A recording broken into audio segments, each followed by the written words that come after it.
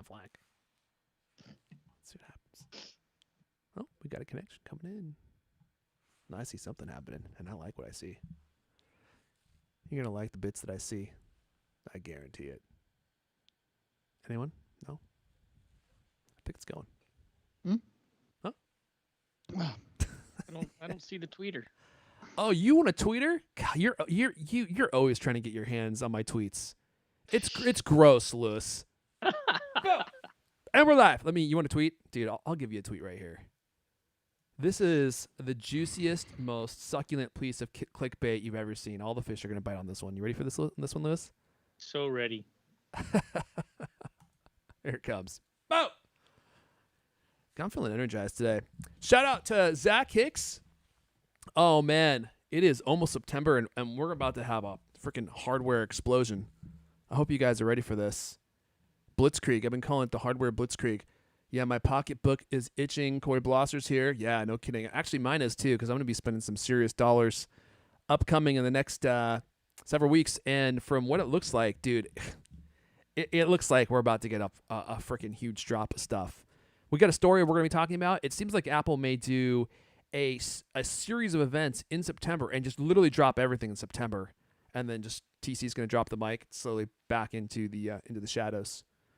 Shout out to Captain Future, yoo-hoo! Or is that yoo-hoo? I'm not sure. Ulysses Martinez, a very exuberant, hey, y'all. Anthony Croft is here. Good evening, chaps. Oh, man, where are you, Anthony? Let's see here.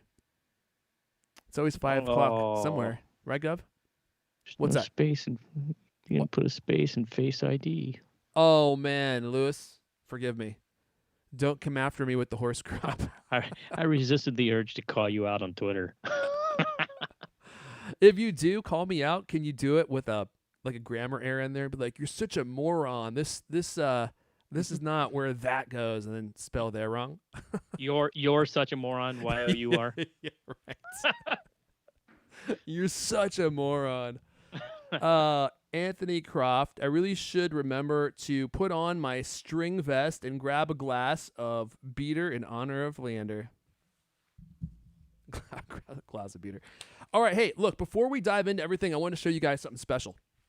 We're getting ready to dive into our official show, but I have 2 artifacts from the Spaceship campus here, courtesy of Zach Hicks, who lives in the Bay Area, but drove all the way out to Cupertino to acquire these artifacts just for me. So, slow clap for Captain Hicks, the impeccably dressed. And I want to show you guys 2 really cool things that I got that you're truly going to be envious to see, okay? So, starting with number 1. I hope you're ready for this. Now, these are 2 honest-to-goodness real-life artifacts from the Spaceship campus. And if you want proof, I don't know why you would think I would be lying about this, but if you want some proof... So, got the package right here. Gonna try and do this without showing off any addresses. Okay, got the package right here. Inside the package, you may notice Exhibit 1, the Apple retail bag. And let me just tell you things. Ooh. Oh, Whoa, not a bag. I wish that you guys could experience the aroma that is just wafting off this. And I said this in my CultCast off-topic stream, so forgive me for recycling the same joke, but it smells exactly like I would imagine Tim Cook does. It's fruity, it's floral, it's it's fragrant but strong. It has a very nice scent to it. Inside the bag, though, is what you really want to see. Okay, so here I got 2 artifacts to show you. Number 1. Well, let's put that aside for later. Okay, well, I already unboxed it, but it's like a sword in the stone situation here. Any idea what that might be, Lewis? Later. Any guesses? It's out of focus. Pull it back a bit. There it is. No, look at that perfect focus. You can barely even see my face now. In fact, this might be an improvement for the show. Any idea what's in here? A pen?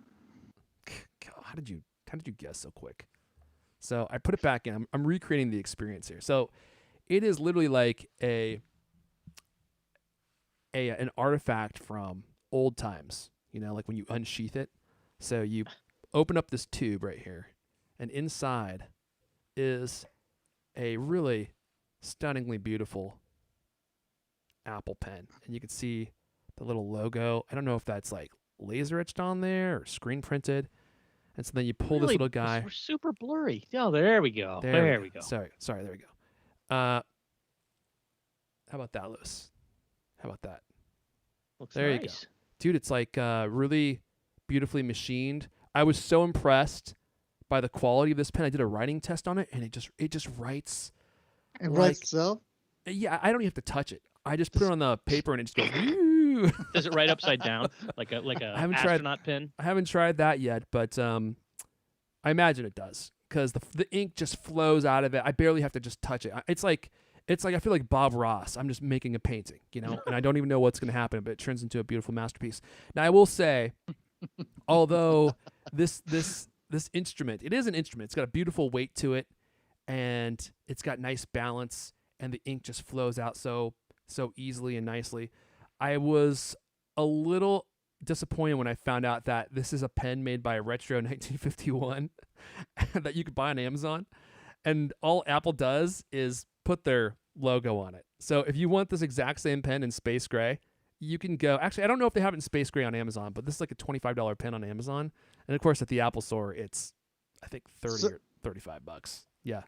Oh, really? I thought it was going to be at least double the price. Oh, it's $35. Yeah, $35. Oh, that's not too At bad. Apple. So you could buy the same exact pen on Amazon for $25, I think. It may not be space gray. So at the Spaceship store, they have these in gold, space gray, in rose gold, and then silver, I think. Really beautiful pen, and it just it writes like a dream. It writes like a dream. Okay. Who's it by? It's made by a company called Retro 1951, and every part of the pen is beautifully crafted. Machined? The finishes are Oh, yeah. nice. Yeah, it's really nicely machined. So I I got thought, a nice one here. Yeah. yeah, let's see. The exact same thing? Oh, you got the exact same one? Oh no, Well, no, no, that's- no. This Oh, well, no. this one I stole. As you can see, it says Mike at Wired.com. property of Apple design team. Do not This remove is from my- studio. Is it Mike Calori? It's Mike Calori's pen. I That's- have no idea how I got it. I'm He's not gonna That's track sure. scumbag you Mike down. Pelori. He didn't deserve that pen. I'm glad you took it from him. It's a good pen though. Yeah, he's probably missing that pen. That's hilarious. Yeah, he's probably wondering where it went. Well, now he knows. Just a matter of time. You're gonna hear the police knocking at your door because the police in San Francisco are always stopping crimes Yeah. Well, that's the kind of That's crime they would actually 24/7. Well, I just they would come confessed. after. Yeah, no, they're gonna get the door kicked in The tomorrow. pointless ones. Those are the ones they actually pursue. It's like there's gonna be a knock at your door, and then all of a sudden a boom, a cloud of dust, and the dog comes in and immediately grabs onto your arm. They're pointing their guns. They remove the pen from your hand as the dog is just mauling your arm. Okay, second artifact, final one, and this one I'm actually a little bit embarrassed to say I spent $40 on. This is a $40. Actually, wait a second, was it 40 or 45? But when Zach sent me pictures of it, I was like, oh, dude, I gotta have this. So T-shirt. this one comes in this box right here. You can see it has a nice Apple logo on it, beautiful cardboard packaging, and then inside, this one also smells like TC after spa day. And then you remove from the box this really cool T-shirt. Did I spend? Yeah, I spent $40 on this. Oh my gosh, that's actually kind of embarrassing. How the hell is Apple charging $40 for a T-shirt in the Spaceship campus? But you can see, it's a T-shirt with all of the original Mac icons on it. Can you guys see this? Oh, nice. Oh, yeah, Ah, So was that the Huh. Susan Kerr designs? yeah. And they're really cool, man. All the originals. You got the hand. You got the Happy Mac. You got the watch, the spray paint, the bomb. That's pretty cool. Yeah. I mean, so expensive, yeah. But for an Apple artifact, I think it might be worth it. And again, thank you to Zach Hicks in the chat for going all the way to freaking Cupertino to get this one. I thought he lived right next door. He's like, oh man, I live right close to it, and I'll go in there and I'll get it for you. And I was like, oh, okay, cool. And then the other day, I was like, oh man, thanks for doing that. And I was like, do you live near there? And he's like, no, I live in San Francisco. It's like, what? You drove all the way out to Cupertino? Oh, can't believe it. Well, yeah, you owe me big thanks. Yeah. I haven't So even you paid got a him. size I haven't even medium? paid him yet. You're gonna have to I'm return not that sure and I'm get going to. That'll be your Oh thanks, my- Zach. I'll repay you, Wow. sucker. Sorry, what did you say, Lewis? You got a size medium? Yeah, I got a medium, and it might be a Looks little a bit little too big. small. Well, I like to wear them tight. Look, Okay. hey, look, Lewis. I like to do what my lady likes, okay? And Judy E. Heath, she likes it tight, okay? Tight shirt, tight jeans, you know? She Alrighty. asked me to get one of those mammal outfits that Lander has, so I'm working on that online. I don't even know where Lander gets those, but I'm looking. Oh, the One Piece things? Yeah, the one-piece spandex like Freddie Mercury on a bike. Oh, yeah. I'll be wearing that tomorrow. That's what I'm going for next. You know what's funny is our audience has been slowly creeping upwards as we've been talking about this stuff. It has absolutely nothing to do with any of the Apple things that we normally talk about. So, oh, you want me to show off the pecs? That could be CultCast off-topic material. We'll see what happens. I can make them dance for you. DM me. We can set up something. Set up an arrangement. All right, let's queue up Mrs. D, and let's get this show rolling because we've already been going for like an hour and we haven't even started the official show yet.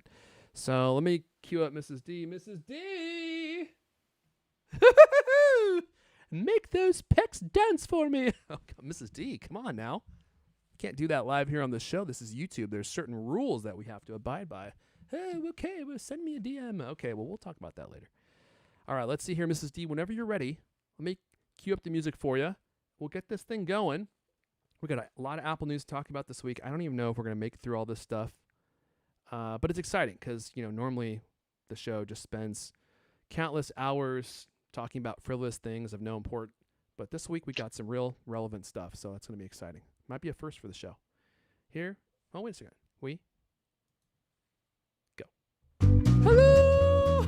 And welcome to CultCast, the best 30-plus minute Apple conversation you're going to hear all week long. I'm your host, Eric Elisha. Joining me today, he just got back from Europe, and he brought a little piece of Italy back with him. A new look, that's right. Henceforth, every spring through summer, he's vowed to wear nothing but a Speedo and a single gold chain. So if you watch our video broadcast, you're going to have something to look forward to come this spring and summer. I'm looking forward to it. He's the managing editor of Cult Mac. Lewis Wallace is here. It's one way to scare people off. Also with us, I forgot to write out his intro, so I'm just going to make something up on the fly. He sometimes likes to go to pubs and he drinks too much and he'll fight your grandma. If your grandma's there and she makes eye contact, he'll just fight her. And he's had several lawsuits against him for punching out grandmas. And a few of them have beat him in those fights, which I found to be interesting. Some of them fought back and won, so that's an interesting piece of information about him. He's the founder of Cult Mac. Leander Kahaney is here. So we should get some video of that, of those grandma fights that you... Because, like, you're real into that, like grandma fighting. You talk about it a Granny lot. bashing, yeah. You're a granny basher. It's like a whole thing that you like to do when you go out. I mean, wouldn't you say that's one of the things that you miss most? Oh, I about love to do that. Yeah, pre-COVID yeah. world? I got it from my dad. He used to do that. he literally used to do that at the supermarket. He used to get his trolley, and he would pretend to be looking down the aisle. He'd line up some old lady, and he'd go down the aisle, and he'd pretend to be looking, focusing intently on the aisle. And he'd smash into her. I'd be like, oh, pardon me. You hurt my Wow. hip. You How would does he just was laugh really and pick laugh. his victims? At random, at Wow. best. How does any crime person pick their victims? It's just whoever oppresses to you that they need a good car crash into their bum. All right, well, shout out to Eric Peter Carlson for joining us here live. And we got a lot of stuff to talk about this week. And I don't even know if we're going to make it through all this stuff. Oh, shoot. I knew I was forgetting something. I think we, no. yeah, I think that we got okay, here we go. We got some news on the 14-inch MacBook Pro. Do you want the good news or the bad news first? Because there's a little bit of both. So we'll tell you what you can expect there. We're going to talk a lot about the iPhone 13. It looks like we have an official launch date. And also, it looks like the iPhone 13 is going to be getting Apple's next-gen Face ID. Lewis, did you know there's a space between Face and ID? I am aware of that, yes. Are you sure? I think it might be one word. We can talk about this afterwards. Anyway, so if you're wondering what the new Face ID is going to do, well, we'll tell you all about that. And we are going to be talking a little bit about iOS 15 it looks like we have some really cool features that have just landed. And I wanted to take a minute to review some of the features from iOS 15 because it's been a while since we've talked about it. And I was looking through some of the HomeKit features and some of the new email features that are coming out. And there's a lot of really cool stuff in here that you may not have heard of. In fact, I was playing with the iCloud Plus custom email domain feature last night. So you can basically choose any domain that you want and use iCloud servers to email people with that domain, which previously you had to have like your own web host and stuff. So it's pretty cool. I tried to set up an email at The Verge last night to see if it would work. They let me choose it. So I technically have Airphone at The Verge, but I haven't gone through the authorization process. I don't know if it will actually work. I'm going to guess that it's not. But I figured I would give it a try. So I'll let you guys know how that goes. So all that and more coming up here. Before we dive in, I want to give a very hearty thank you to Squarespace for supporting this episode. Squarespace.com/CultCast. If you are a huge slacker, if everyone tells you what a slacker you are and you're like, I am a kind of a slacker, but you know you need a website and you don't want to do any hard work, but you want something beautiful, you want something that you can work on yourself, you can go to squarespace.com/CultCast and sign up to get a Squarespace website. You can build it yourself. It's easy. It's beautiful. It's scalable. It will look great on any device that visits. And they have a whole bunch of templates for you to choose from. So if you want to just launch something immediately, you can do that. Or you can dive in without having to know how to code and completely customize your website to make it look uniquely yours.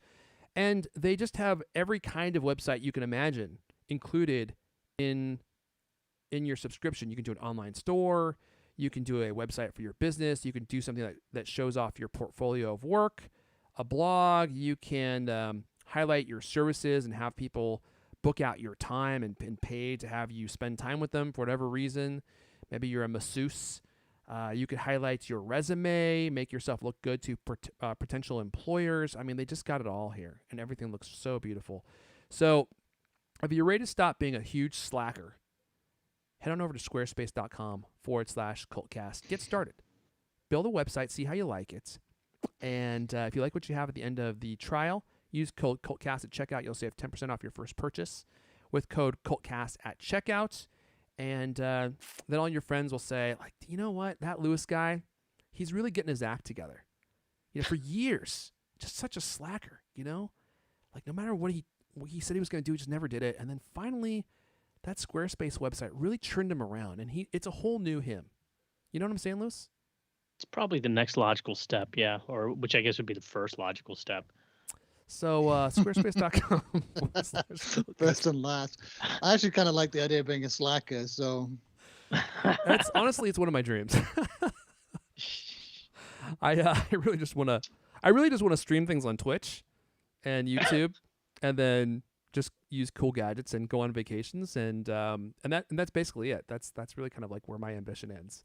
But I haven't been able to set up auto deposit. It all just fills up. You just every once in a while you check it and make sure it's still climbing. That'd be nice. So I won't get too much into this, but I'm evolving my Amazon business to the next level, right? So some of you know I have this Amazon business. So I've backed off because I've had less time lately to do Amazon stuff. But I'm going to be hiring 2 people to do both halves of the business for me. And so I'm going to try and make it totally passive. If it works, I will let you guys know. Because the Amazon business is actually doing really well, but it requires a tremendous amount of time. So I'm like, what if I just hired all this stuff out? I have to have one person do one half, one person do the other half, and let's just kick back and watch those checks roll in. I don't know if it's going to work that way. It might crash and burn horrendously. But Mark LaPointe's asking what my Amazon business is. So I basically sell, a variety of garbage to the common man on Amazon. I sell like clothing, shoes, all sorts of stuff. And it's been really interesting. I could probably do a whole episode about it. Maybe someday I should, because people seem to be like they might be occasionally curious about it. It is curious. It's interesting. Yeah. Yeah. And like I just to kind of give you guys a little bit of insight, I don't say this to brag, but I've been doing like $30,000 a month in sales for like the last 2 or 3 or 4 months, which sounds like a lot, but like, that's not how much profit I've made. That's just $11 in profit. I made $700 profit, in those 3 months, combined. So, but it's a really interesting business, and I mean there are people who are making millions of dollars on Amazon. It's such a powerful platform. But I'll let you guys know how that goes. Completely passive. All right, let's see here. Before we get too far off topic here. This is not off topic. This is CultCast on topic. CultCast off topic. It's a completely different show. Let me dive into the first story here. And that is 14-inch MacBook Pro could be just as fast, almost as pricey as the 16-inch model. TC, he's going to get you. He's going to get you this fall. So if you're excited about the 14-inch MacBook Pro, as I am, so this is actually good news and it's bad news, like I said. And here's the good news. The next generation 14-inch MacBook Pro will be nearly identical to the 16-inch model that launches alongside it in terms of performance, according to Dylan DKT. Dylan DKT. I got that right. Thank goodness.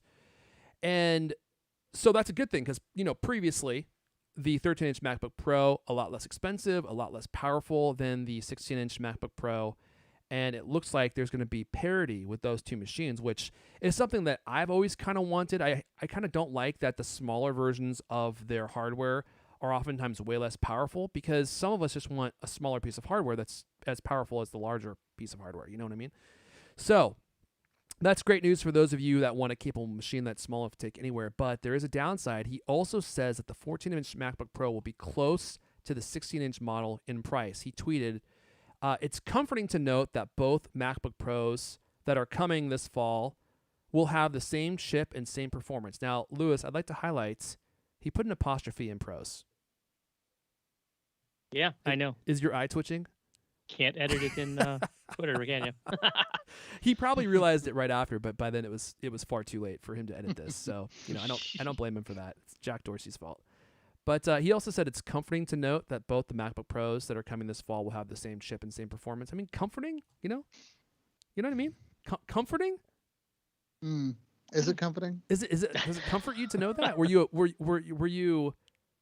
you apprehensive about that development? I don't think so, but. Anyway, I don't mean to tear the guy apart.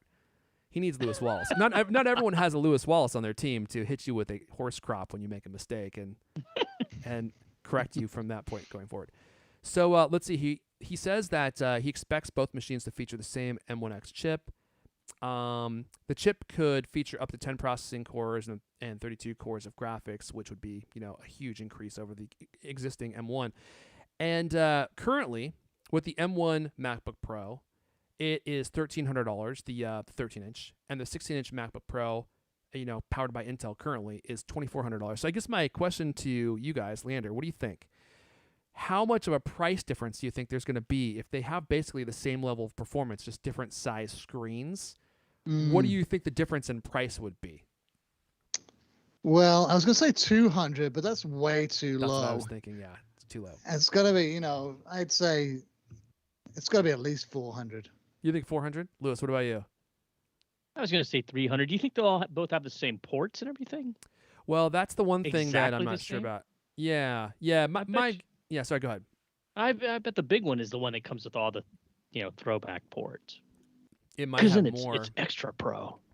I don't know, though, because part of the appeal of the new M1X is that it supports more ports, from what we've heard. So why would you, if they're going to market this with the same feature set, here's the thing. This is kind of a new world that we're living in, because historically, Apple would put different Intel chips into their different machines to give them different capabilities. But as we've seen so far, now it's basically pick your form factor. They put the same chip across all these different machines, and they all have the same level of performance as far as we've seen for the most part. And so really, you're just choosing your form factor. Do you want the Mac Mini with no screen, or do you want the portable 13-inch MacBook Pro that's a little bit more powerful or has more ports than the MacBook Air? So I'm not really sure what to expect. It seems like all the previous rules have been thrown out the window. So it wouldn't surprise me at all, because this is the M1X version, for them to say, oh, they're going to have the exact same amount of ports and the same power. You just maybe get more SSD storage on the larger one, a bigger battery as well, and bigger screen space. I think it's going to be $300. I think it's going to be a $300 difference, but you're going to see a drastic increase in price on the 14-inch MacBook Pro, I think. And what do you think? What do you think it's going to go for? 2,500? It wouldn't surprise me if they launched it with a slightly higher price. 2,500. Well, they said today, or someone warned today that there's going to be higher prices because of chip shortages. I saw that as well. At least for the iPhone 13. I don't know if that's going to apply to Macs as well, but you would think it would probably apply across the board. But so yeah, it wouldn't surprise me if they bumped up the price to $2,500 or $2,600 for the 16-inch. 16-inch. And then maybe, I guess, what would that be? $2,200 or 29, $2,400 for the 14-inch. So slightly lower. Let's see Oh. here. Level Remix is saying a $500 price difference. No way. It's not going to be that high. I mean, I hope you're right. But that ignores that ignores Apple's money grab effect, where they're coming out with something really new and they're like, this is our opportunity to do a money grab. So how much can we get from these people? And so 500 is way too low, because if they're the same in performance, then they can basically justify it and saying, well, it's basically the same machine. It just has a slightly smaller screen. If you look at the iPhones, they're pretty much the same. They have what is it, like $150 price difference or $100 price difference between the Pro or the iPhone 12 Pro and the iPhone 12 Pro Max. I'd have to go back and look at that. But so they're pretty close, And there's slight differences in performance and slight differences in form factor size. So in any case, there you go. So if you're looking at that 14-inch MacBook Pro, the good news is it's going to have drastically better performance, basically on par with the 16-inch computer, but a price to match. So you're getting what you want, and then you're also getting you're getting tweaked on the old nips, which some of you I know are fans of, but some of you don't like. So there's that story. Let's move on. We got some news on iPhone 13, and it looks like we may actually have a straight up launch date here for you guys. And I think I'm sending this over to Lewis for this one. Did I completely Leander? Oh, there's my. It was so long ago that we did the assignments, like an hour, so that we completely forgot. Yeah, it was almost It was yesterday when we did them. So I'll send this back your way to talk about iPhone 13. Take it away, El Caney. Yes, we've got actual date. The iPhone 13 could land September 17th, and the AirPods 3 soon afterwards. So the wait for Apple's next generation iPhone lineup could be over in less than a month. A new report citing information from a Chinese retailer claims iPhone 13 will make its big debut on September 17th, followed by the AirPods 3 on September 30th. So the Chinese language website IT Home published screenshots from a local e-commerce website that lists iPhone 13's release date as September 13th, and then the same images show the AirPods 3 arriving on September 30th. And according to Mac Rumors, leaked IT Home screenshots have been correct in the past. And also, John, our good friend John Prosser, yesterday tweeted out a confirmation of these dates too, right? Yeah, he did. You guys did. see that? Yeah, I did, and I wanted to at least mention that because, like, when I saw these pictures, I was like, "Dude, what is this?" Like, oh, yeah, like look at this. Like, this is news. There's no way this is accurate. But then I saw that Mac Rumors was like, "Oh, they've been accurate in the past," and I was like, "Really? With this image?" And then Front Page Tech followed up with their own sources have confirmed that this sounds accurate. Sorry, go ahead, Leander. Well, the only problem is that I don't think Apple tells retailers when they're releasing products. So, this retailer must have got some information from somewhere. Oh, maybe that. Shoot. It's not like it's not a real smoking gun. I mean, it's a bit sketchy, but I think it sort of lines up with a lot of things that people were hoping, and like I said, Prosser confirming it. I don't know what his sources are, though. He didn't say, did he? Oh, yeah, he didn't say, of course, but he did say that this falls in line with his expectations from what he's heard with when this is actually going to launch. And so he was saying September 7th. Here we go. Here's the prediction. September 7th, invites go out. So what is that? How many days away is that? How many days are in this month? I have no idea. What? Is there 4 more days left? August. I didn't know there's going to be a quiz. Well, can someone look on their phone? It's like 2.5 weeks. No, dude. Of August left? No, Okay, I mean 31 until then. days. Okay, yeah. So we're 12 days away. There you go. 12 days away from the invitation. Well, the event would be that Tuesday the 14th, yeah? No. Correct. Yeah. I feel like we're doing who's on first. We I'm saying the invites go out on the 7th, right? Which is in 12 days. And 12 then days. the actual event, September 14th. This is according to John Prosser's predictions, right? And then September 17th, pre-orders begin for all phone models. And then September 24th is the launch of the new phone. So end of September for the actual launch of the actual phones. So we'll see how all of this plays out. But I'm pretty excited because I have an iPhone 11 Pro here, and it served me well over the last 2 years. But I'm looking forward to getting something new, and I'm hoping there's going to be some exciting new hardware in the iPhone 13 aside from just some evolutionary upgrades, which kind of seems like it might get. But I do think seeing this story from John Prosser about the Face ID, Lewis, I think this might be one of the marquee features. And it's sad that we still need this feature, and that is the next generation Face ID. But here we are. It seems like it's more, it's as relevant as it's ever been. So I'll send it to you to take it away and tell us about the what's so good about the new Face ID that they're apparently testing, according to Prosser. Yeah, so Apple's apparently developed new Face ID hardware that they're currently testing with with face masks in mind, right? It's all about COVID, and God knows what the next horrible pandemic will be. Anyway, supposedly Apple is internally testing a prototype case that fits around the iPhone 12 that this houses this new Face ID array. I almost said iRay. Face ID iRay. iRay, man. I would have let you do that. I wouldn't even have corrected you. Good. I'm nicer than you are. This case fits snug around the phone with a very visible extra sensor array sitting above the device. Prototype case allows the iPhone 12 to bypass the regular Face ID array in favor of using the new hardware within the case. And this comes from Front Page Tech, John Prosser's website, and he's got some renders there that show it. So it's basically a big fat iPhone case, right, with a big, huge. I guess it's not a chin; it'd be more like a forehead, huh? It's got a forehead module, yeah. A giant forehead, and anyway, supposedly this holds the hardware that's going to be in the iPhone 13. I shouldn't really be talking about big foreheads. That's a fair point. Imagine a third eye on Dr. Phil's forehead. It kind of looks like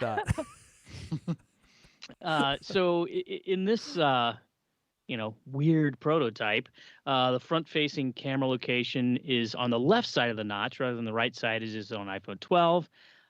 Internally, supposedly Apple employees are being asked to wear masks and eyeglasses to test the new hardware. Some tests are conducted with masks on and masks off. Others conducted with glasses on, glasses off while wearing a mask. Why does everybody call me right when I'm doing the thing? Yeah, what the heck, Lewis? I had Do Not Disturb on. It's still going through. Anyway, new testing indicates the Face ID array. I cannot say Face ID array. Just say it. Just say IG. It. If you say it fast enough and you say it confidently, no one will even question it. It's so embarrassing. Well, the new testing indicates that the Face ID array within the prototype has the ability to authenticate and unlock an iPhone without the aid of an Apple Watch, which, having spent the better part of a week wandering around museums in Europe, or did I say a week, a month? I really am jet lagged. Anyway, I've been using that Face ID Apple Watch unlock so much, and it's really helpful. It makes me feel like, geez, I would be so bummed out if I didn't have the Apple Watch, right? So yeah, if they can make this work for people who don't have an Apple Watch, that's great. Because it kind of seems like we're going to be wearing masks for a while. Yeah, unfortunately, it seems like you might be right about that. So here's a couple interesting things about this story. So I'm looking at the pictures here, and I'll describe this for those of you listening. So this module that's on top of this prototype that people are walking around with. So first of all, the reason he said that they're using this module is because they're trying to do a large scale test, and they don't want to hand out a bunch of iPhone 13s. So basically, this is a hack that they can use to do a large scale testing without handing out the new phone to everyone. And if you look at the render here, because he said he's seen actual video of this device, I believe, and you can see the Face ID cameras on the left hand side on this module that they're testing in this case, and it matches this camera on the left hand side in this CAD render they obtained, I guess, sometime in the past. So it seems like this is the new Face ID module. And for those of you that wear glasses, I guess the other feature of this is that it's supposed to be able to unlock even if your glasses are foggy. Because, dude, that's the worst thing about wearing a mask is I don't wear glasses all the time, but I wear sunglasses, right? And then they just get all foggy because all your hot breath is shooting up out of the mask into your face, into your eyeballs, and fogging up your mask. And so apparently, the reason that this new Face ID technology is exciting is because when you train it with your face, you're training it just like with your plain face, right? So you're not like training it with the mask on or with your glasses fogged up or anything. But after you have it trained, if you wear a mask and the glasses that are foggy, it can still unlock with That's those crazy. two Because how elements much on. face is left visible? It must do some serious chin and nose recognition. Yeah, nose. Not even chin. Nose cam, yeah. It's nose ID. That's Shouldn't the even, name. if you're wearing the mask properly, it shouldn't even see the nose. That's actually a good point, yeah. That's right. Yeah. No yeah. nose peeking. So, Yeah, I saw a guy in my gym the other day. His nose was peeking out, and I was like, get that nose back in there. Sorry, Man. Leander, what? So how many cameras has it got? Is it to have an extra camera, or they just moved the location of the camera? It looks is it like a they just stereo moved camera? it. No, I don't think so. It looks like they just moved it over from what I can see. Maybe I wonder made the why do module they need bigger or new something. hardware? Do you think?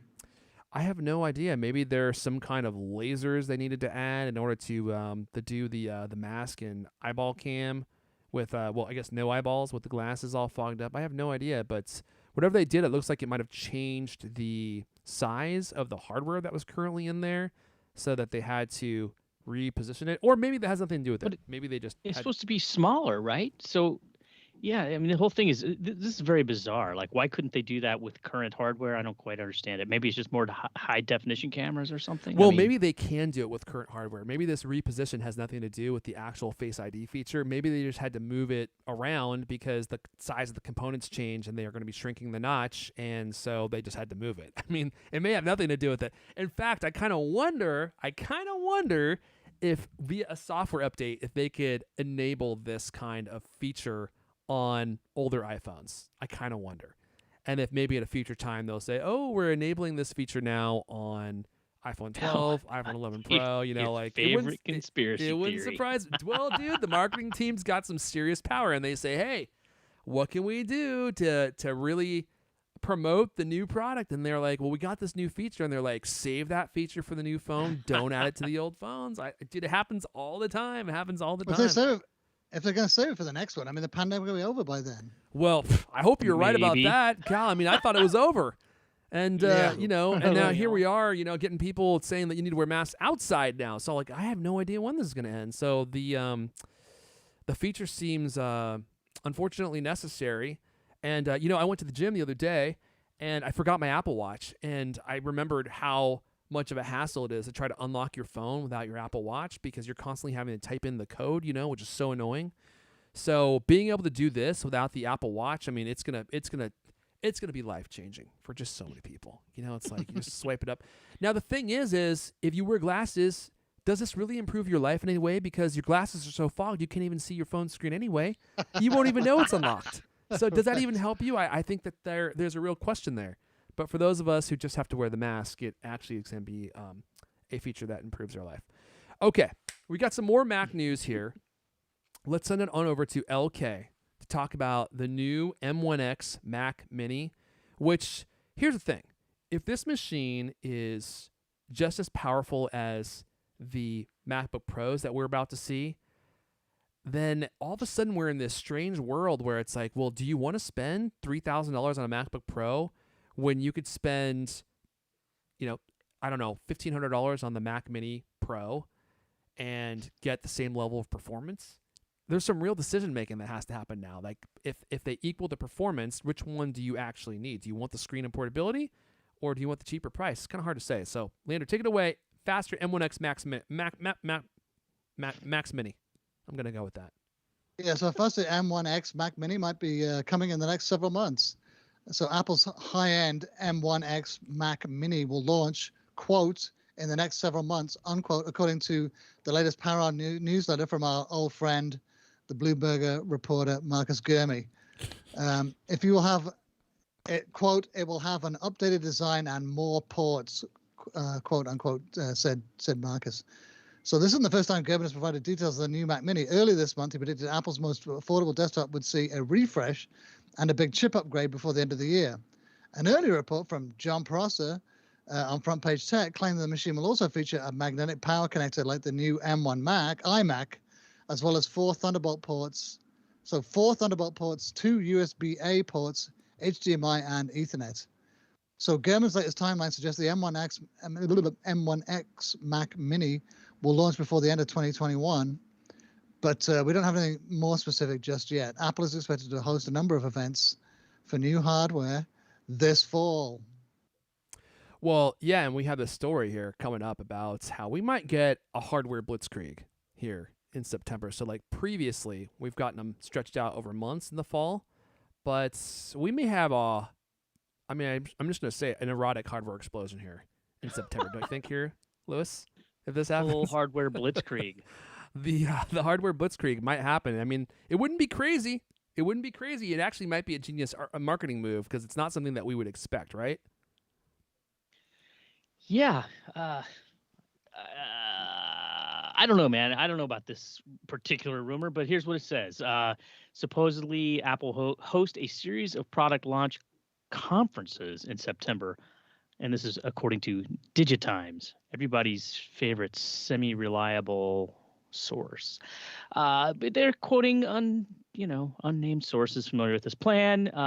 One of these events would be bringing redesigned 14 and 16-inch MacBook Pro models. Other slightly more obvious refreshes we expect to see next month include iPhone 13 and Apple Watch Series 7. We also might be getting entry-level iPad and revamped iPad Mini also this year. But this thing is saying like they might all come in 1 month. Yeah, September. The blitzkrieg, dude. The blitzkrieg. That's what I'm saying. Yeah, I just I don't know why Apple would do that. I mean, why would they not want to dominate 3 months of news rather than just 1 month? Well, because it's unexpected. Just look. For those of you, I'm sorry for those of you that are listening. You can't see this. I'm gonna zoom in on this picture that we have on Cultamac. And Lewis, I don't know if you and Leander can see the stream. Just take a look at that face right there. That's TC. Oh God, which tab is it in? Oh, I can't find it. Oh my gosh. That's Tim Cook, and look at that. He's scheming something. He's like, oh boy, they're gonna get it, y'all. They don't even know it. He's biting his lip. He's got a secret here. Look at that face. He's looking around all shifty. Look at his eyes, all shifty like. He's got something up his sleeve. That's what I'm saying. And the reason I think that they might do this now, look, Mark Gurman, aka Marcus Gurmy, he thinks that these products are going to be sprinkled in throughout fall. At least that's from one of his previous reports. Apple will host a number of events throughout the fall. I don't want to put words in his mouth, but from what I understand, that's where he's at with this. Okay, but here's the reason why I think that this might all happen in September. I mean, just imagine the blitzkrieg of news. It's like, oh my gosh, one thing after another, boom, boom, boom. They're just coming out swinging one product after another. It creates this huge maelstrom of press coverage, right? Just all these YouTube videos of people saying, oh my God, yeah, TC's out of his mind. There's one product after another, one amazing thing after another. And now they're set up for October, November, the entire holiday season. And TC can finally construct that Scrooge McDuck tower vault that he's always wanted and swim through the coins and come out, spit them into the air, and do the backstroke through the coins in his Scrooge McDuck vault, which my sources say is been a lifelong dream of his. He's a huge DuckTales fan, and that's something that he's always wanted to do. So that's why I think it's possible. What do you think about that, Leonard? I got a bit lost there. Hold on, let me repeat all that. McDuck swimming around in a giant pool of gold coins. Yeah, what were we talking about? Oh, the hardware events. All in 1 month or spread them out? Yeah, I don't know. On the one hand, if you get it all done in September, that means that gives you 3 months to sell these products. And I think that's the most important thing, is having them on the market in time for the holiday season. In fact, I saw someone tweeting today. They said if their friend works in supply chains, and she said, here's a hot tip for someone who works in a supply chain. If you want any gifts for Christmas, order them now. Oh man. Because it's gonna be there's gonna be a crunch. So, if they release it all here in September, then they got 3 months to get it to market, and that's what they want, like a long lead time. On the other hand, like Lewis says, they could have events that would generate headlines all the way through, the fall. And there's obviously an advantage to that as well, get a lot of attention. I think they're going to get attention anyway, if they do like one a week, maybe. I mean, that would be one a week. Can you imagine Apple doing one event a week? It's kind of hard to. That's You know, what I'm saying. It would be a blitzkrieg. It would get so much press. It would just keep building and building and building. But then it would stop. Yeah, but Yeah. And there'd be 2 months of nothing. well, hold on a second. I think that Leander just thought out loud himself into what's actually going on. Okay, so I think that your point about supply chain issues is actually a very good one. Maybe they know that they're not going to be able to get these things out fast, and so they want to give a lot of leeway for people to get their orders in early and get them in time for the holiday season. Because otherwise, if they release in October, November, maybe they know there's no hope that they're going to get these things out in time for the holiday season. So Yeah. they got to do it early. That actually seems like sound reasoning to me. Yeah, You know? I agree. I mean, that's the I agree with myself. first that's like, in a way almost like the only reason it makes sense to me is like, oh, they know there's like so freaked out about supply chain problems, and people are like, we want people to order something in late September to be delivered in December. I mean, maybe that would give them more insight into exactly how many of these things they need to make. It could somehow give them information about which chips they need most radically. I mean, I suppose it could make sense, but Yeah, and if you look on Amazon, any online ordering system, they're having tons of trouble getting orders out. I mean, sometimes I ask myself why I'm paying for Amazon Prime, because the marquee feature of that service is supposed to be 2-day shipping. What ships in 2 days anymore? So it's funny. It's like, wait a second, I'm still paying you Amazon Prime, but none of my packages ship in 2 days anymore. Huh? I'm getting stuff. Well, You are? I mean, I mean, Yeah, I I might mean, I get. ordered Yeah, go ahead. well, a washing machine drain hose. That's They got that there. Go look at no it quick. chips. I didn't have any chips in it, but it came here real quick. Yeah, I mean, I keep seeing shortages across the board in all sorts of products, and even things that don't have chips. It seems like Amazon has employed some kind of algorithm that prioritizes certain packages over another. So you'll order a pillow, and it's like, okay, well, your pillow will be there in 10 days, but you order vitamins, and they get there in 2 days. So, but previously, everything got to you in 2 days or less, and now it seems like, I don't know. I'm just guessing here. Maybe 30% of the stuff I order actually gets to me in 2 days, and everything else takes longer.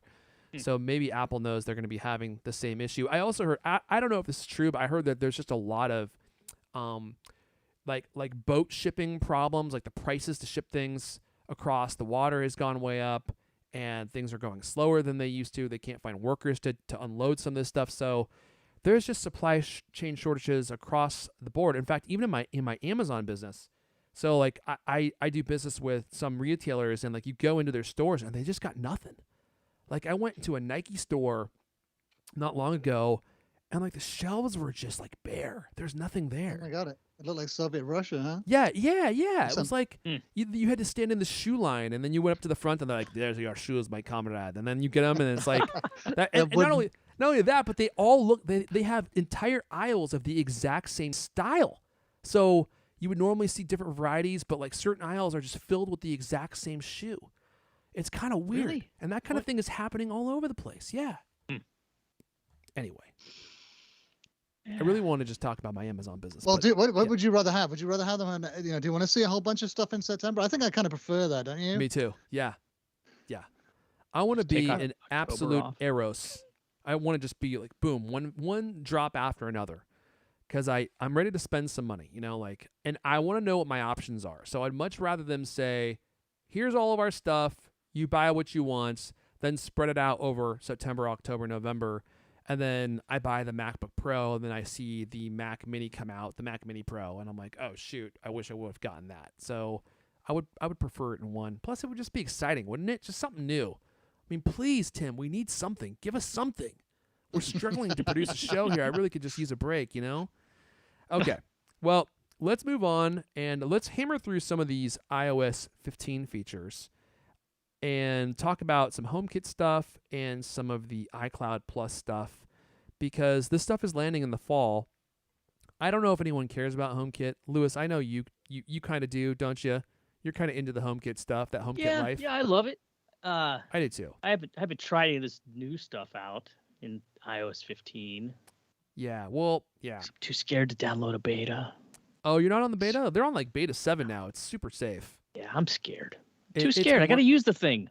Well, on your phone? Yeah. Come on. Yeah. What's the worst that can happen? You drop a call. Honestly, that phone, when you're on vacation, especially this year, it was like it was everything. I mean, it's how do you get the bus? It's on the phone. How do you get into the museum? It's on the phone. How do you get on the airplane? It's on the phone. How do you show your digital pass to get into this, that, or the other? It's on the phone. Everything on the phone. It's right. it's shocking how much. And I was, I mean, I got the 12 Pro Max, right? And it's got the bigger battery, the biggest, still, like, the end of the day, it's like, oh my God. And if that thing goes dead, oh my God, you're just dead in the water. You're dead in the water. How do I get home from this neighborhood? No idea. You end up just wandering around confused, tripping up the stairs. Have to try and talk to another human being and communicate with them. I mean, with the mask on, too. It's like, come on. Can you help me to find my You know what? That is 100% true. If you think it's hard to communicate with somebody you don't speak their language, just wait till you're both wearing masks. There's a piece of plexiglass between you. Yeah. We went to this one. Oh my God. Trying to check into the airport. The woman's behind the giant thing of plexiglass, and she's sitting like this. and Susanna and I look at each other. We're like, I can't hear a word she's saying. We're like, sorry, we can't hear you. She goes, we're like, what in the world? We cannot hear you. And then she like leans over around the plexiglass and so we're just like, yeah, no. And then she pulled her mask down and she actually was still talking that way. You're like, oh, that's just the way you talk. Well, I mean, I got to say, there's a lot of people in the service industry who don't exactly speak up, and man, that was a little gnarly. So anyway, what's funny is like with those plexiglass shields, I actually feel like they might actually be counterproductive because, as you pointed out, like when they're between two people, you can't hear anything. And so what you end up doing every single time is like you lean around it, right? And then you put your heads like this far away from each other so you can actually hear. Whereas if you didn't have the plexiglass, you could probably still hear. And like, the sound travels way farther than the spray does, right? So if we didn't have the glass there, but you had the masks on, like the spray maybe inhibited, but I can still hear your voice. But with the plexiglass, well, now we're both leaning in so like we can actually hear each other. So it gets us even closer than we would otherwise be. Anyway. There's also studies about aerosol transmission that basically say, in some cases, those things do more harm than good because they stop the keep airflow? the air from circulating properly, right? So anyway, yeah, I mean, there's a throwback to when everybody's worried about, getting sneezed on, exclusively. Well, now I like getting sneezed on, No, that's a weird fetish. He should talk to Leander about it. He goes to sneeze on me. Sneeze clubs. Yeah, sneeze clubs. On Sneeze on me. Where this is coming from. .po. Oh my God. You don't even want to know what happens there, yeah. And sneeze clubs, of course, which are all shut down now, unfortunately. He doesn't know what to do with himself. So let's move on to this story. Nice little Mac Rumor story here about HomeKit and iOS 15. And this is kind of like a refresher on some of the stuff that's coming to HomeKit, but it is some cool stuff. So first and foremost, you get HomeKit Secure Video. And the nice thing about this is with iCloud Plus, which many of you know, iCloud Plus is like the free, well, they call it iCloud Plus now if you pay, basically, and you're going to get some additional features. And so they allow you to store video that doesn't count against your storage quota for the 3 different tiers of plans. And with the 99-cent plan, which is the 50 gig plan, you can use one HomeKit secure video camera. With the 200 gig plan, which is $3 a month, you get up to 5 videos, and this currently only offered support for 1 camera. And then if you're on the 2 terabyte plan like I am, you get support for unlimited cameras, which is crazy. Or up from 5. So previously it was 5. Now, the only problem is good luck finding a HomeKit camera. I don't know where those are stored, but if I come across one, I would love to test this out because I don't really know how many HomeKit cameras are on the market, but that is one thing that is available. Also, package detection. HomeKit Secure Video already supports people detecting or people detection. But in iOS 15, your video doorbells and HomeKit cameras will be able to detect a package delivery and let you know when the package you're waiting for arrives on your doorstep. So that could be pretty useful. What about a package theft? Will it tell you when it's immediately stolen? Well, it'll tell you when your package is leaving the premises. That's what Lewis needs.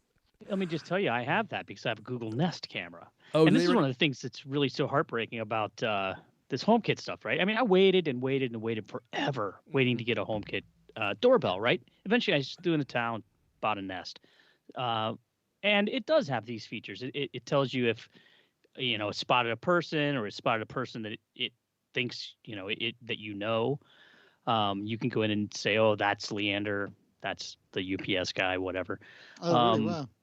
And it does have the thing where it says package was delivered, package was picked up. And it does work quite well, as I found out yesterday when somebody delivered a package and then somebody else removed a Stole package. the package. And it says package has been picked up. So did you get an alert from your Ring doorbell telling you it was stolen?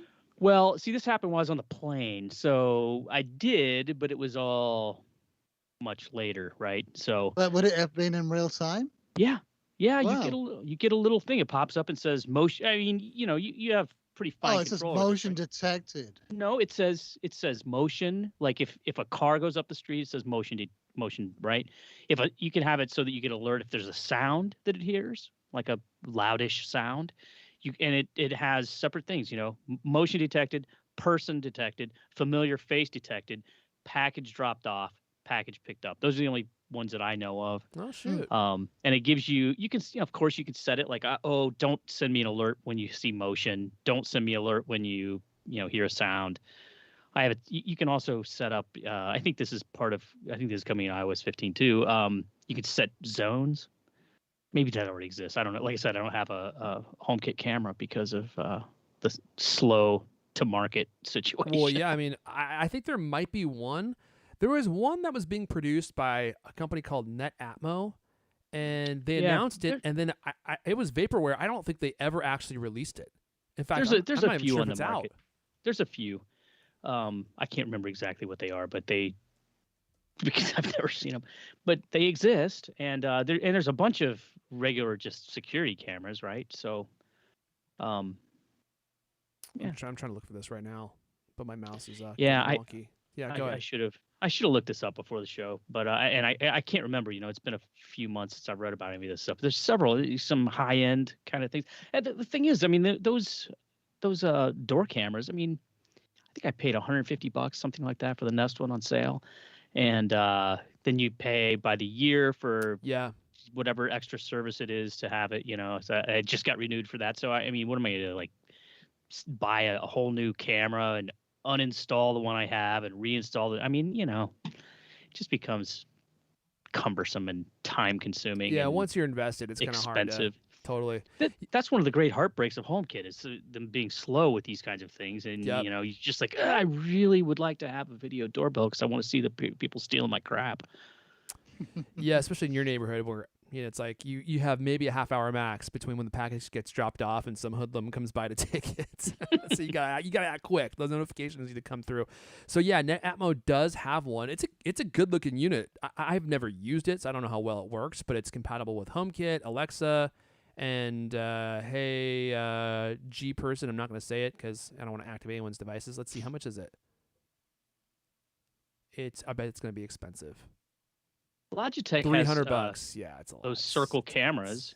Yeah. Do those work with HomeKit? Who else? Robin. That was one I was thinking of. Robin ProLine doorbell. Those are even more high end, good looking cameras. Oh, I haven't heard those ones. Robin ProLine? Yeah. Oh, okay. Take All right, a look hey, at it. let me cruise through. We're going like up to like 6 hours here. So let me see here. What else we got? So we have home keys coming in iOS 15. HomeKit enabled door locks that support iOS 15. iOS 15's new home keys feature can store a digital key in the wallet app. So you just scan your phone and the door unlocks. This is actually a really cool one. Time-based Siri commands. In iOS 15, you can control a HomeKit device at a specific time. So if you say, hey, turn on the light at 9 p.m., then it will do that. And then it also sets up an automation for you, which may or may not work. And my recent experience. Jeez. The automation used to be fantastic, but recently it's been really unreliable, and I don't know what happened. It's probably because I'm using a beta. That's honestly why. Because before it was bulletproof. But so yeah, you'll be able to churn accessories on and off at certain times. They're bringing HomeKit. God, Apple is so far behind. Look at this. Siri-enabled third-party accessories. They're bringing Siri to third-party accessories. Who did that like ages ago? Google, Amazon. Oh my gosh. So there's that stuff. I mean, look, if you're a HomeKit fan like I am, this is all cool stuff, and it's all super secure. You're not going to be having all your data sold to other companies, so it might be worth it. I don't know. I'm definitely interested to try some HomeKit-enabled cameras. I just need to do some research to figure out who the players are out there. I might reach out to NetAtmo and see if they'll hook me up with one of those video or those doorbells, video doorbells. You know, the thing about Nest and some of the other similar hardware is they make you pay a subscription fee, right, Lewis? Like, Yeah, I think it's like $60 a year or something like that to Yeah. get the So I just- advanced features. you know, I'm like, yet another subscription fee for a piece of hardware that I'm already using. So like, that's kind of the appeal of the HomeKit stuff is if you are already paying for iCloud storage, then these accessories just work, and they don't take up any of your storage quota, which is crazy. So if you're paying for the $10 a month plan, you can store unlimited footage in the cloud from unlimited. Let me back up. You can store footage from unlimited cameras. I don't know if you'll have unlimited space. There's probably like some time feature where they get deleted after 30 days or something. But that's pretty powerful. So, is it your understanding that, for instance, if you have the Apple One Premier, whatever it's called, you got that one, you're paying, what is it, $30 a month, and you've got the 2 gigabytes of iCloud. Is that 2 going to terabytes. automatically become iCloud Plus? Did I say gigabytes? Terabyte, 2 Yeah. terabyte. I mean, that is my understanding is anyone who has iCloud now has iCloud Plus, right? And these are the storage plans. So if I you thought were you paying, had to like actually pay extra, but no, they're basically, I think, delineating between regular iCloud, which is the free 5 gigabyte version, and then now you have iCloud Plus. And I so hope you're right. I'm pretty sure I'm right. Anyone who is already paying gets iCloud Plus. You get these extra features as part of your plan. So here's the other thing that you can do now is you'll be able to create custom email domains. And this is actually really powerful. I mean, I maintain a web host for one of my domains just so I can do this. So if you don't want to have a Luigi at, bigameatballs.com, if you own the Big Meatballs, I'm sorry, the Big Meatballs, the Italian website where Lewis just does meatball ASMR, then instead of having a web host to route your email traffic, you can just do it through Apple servers, and this is free. So as long as you own the domain name, you can connect the domain name to your iCloud Plus account, and then you can create up to 5 different domains, I think, 5 different domains, and then you can create up to 3 email addresses per domain. So this might actually save you some money. I was looking at this last night, and I was like, oh, shoot. So now you get the security and the privacy of Apple's email, but you get to use your own email domain. So that's pretty cool. And also now you can specify emails for your different domains. You can add emails for your family members for this and manage it all within your iCloud account. So it's a pretty powerful feature and a pretty cool feature.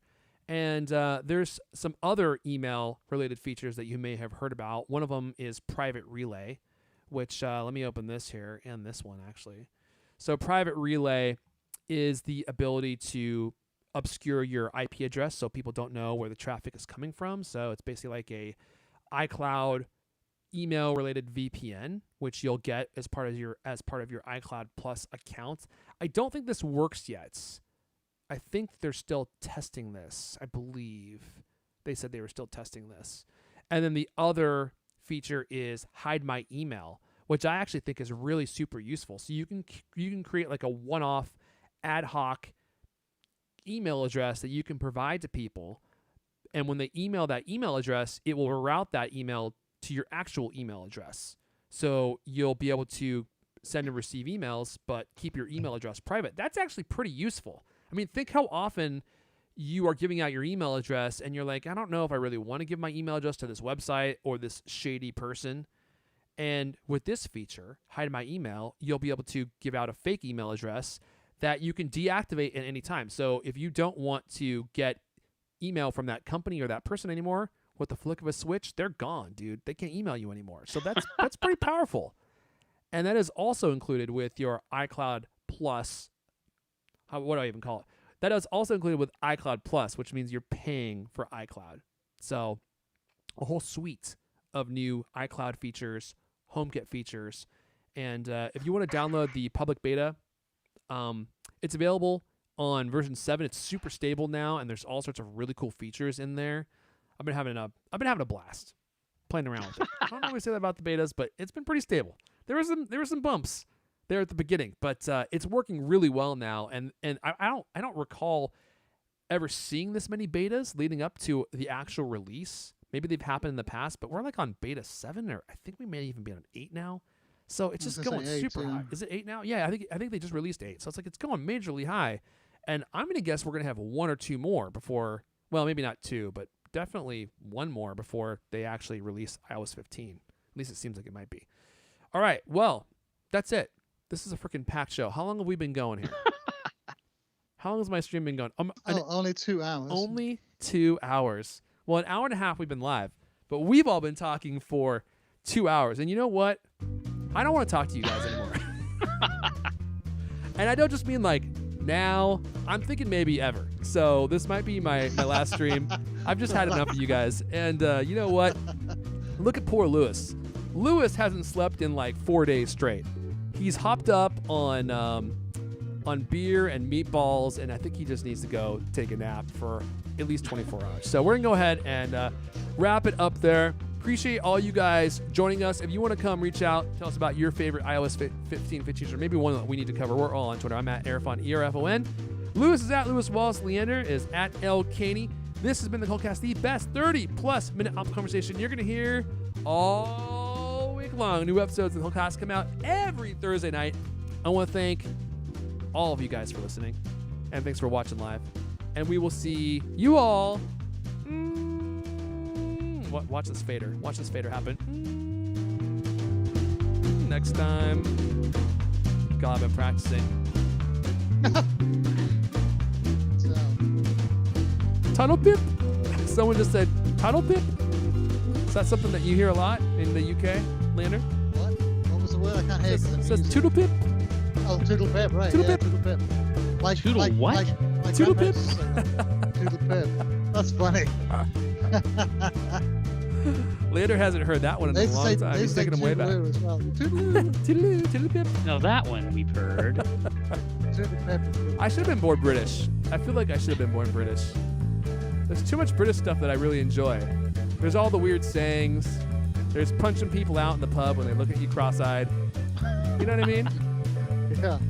Being a football hooligan.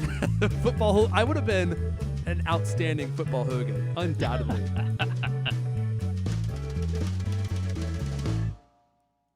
All right.